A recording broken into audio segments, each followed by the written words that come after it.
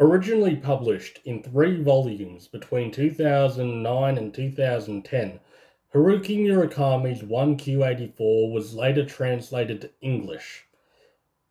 Written in his iconic surrealist style, 1Q84 stands as a testament to the power of genre fiction in creating unique, compelling narratives that draw the reader in, enamoring them, completely immersing them in a world that can be as similar to our own as to appear benign and dull, to so alien that you cannot help but feel the presence of some unique, otherworldly malevolence, centered around two characters, an assassin named Aomame and a mathematics teacher and amateur writer named Tengo. The story of 1Q84 revolves around how they, in a twist of fate, are swept from the world we all know and love, or hate, depending on your circumstances,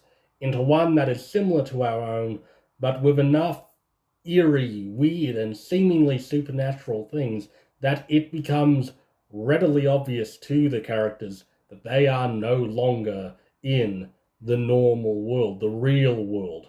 And what is real becomes a central question of the book, as it, especially towards the middle and the end of the plot, delves into questions of whether or not the real is what we make it out to be, whether or not it is something subjective, something refined by our senses, or something objective, something apart from us. It is very much an adult novel. It is rife with sex scenes, with violence, with descriptions of extremely graphic content. So it's not something I'd recommend, a teenager or definitely not a child read. But it is, despite that, I'd reckon quite highbrow in the way its plot moves, in the way it is structured, in the way the narrative is told. This is not a novel that you just go, sci-fi work, I'm going to get through this in a day. Not helped by the fact that in its complete form, it is about, at least in my edition, 1,300-ish pages long. It is something you need to invest in, both in terms of time and attention. It is, without a doubt, a brick. So there is my first criticism. The fact that you really need to give this book your all, because if you don't, if you slip up, even for a chapter or two, you might lose out on crucial plot details. But I can't tell you which chapters, which, components of the book serve as essential reading, because there's so much in it that a lot of it just feels like padding. Now, there is a problem with the book that many people take offense to. I personally don't, because I'm not a snowflake, if I'm going to put it bluntly. But the way the author, Haruki Murakami, writes women leaves a lot to be desired.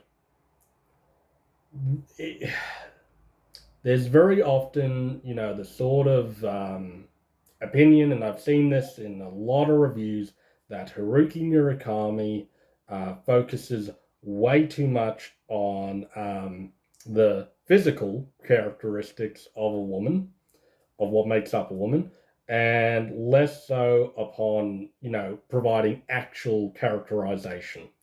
Now, I've read a couple of his other works, like Norwegian Wood, and I do think that this book, though it definitely has that to a degree, and definitely during the sex scenes that becomes apparent, the book goes on for long enough that by the end of it, or even by the middle of the book, really, the character of Aomame, who is one of our two central characters, again the assassin,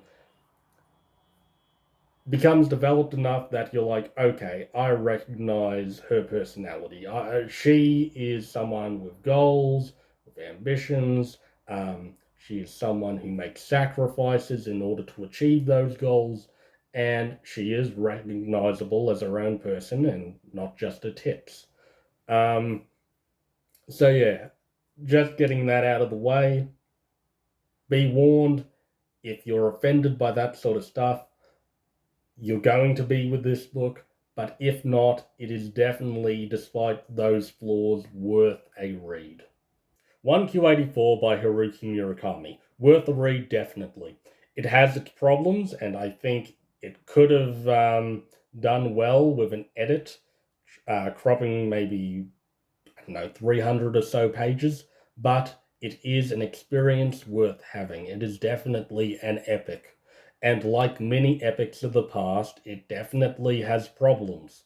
But for the experience in and of itself of reading it, I would recommend you do so.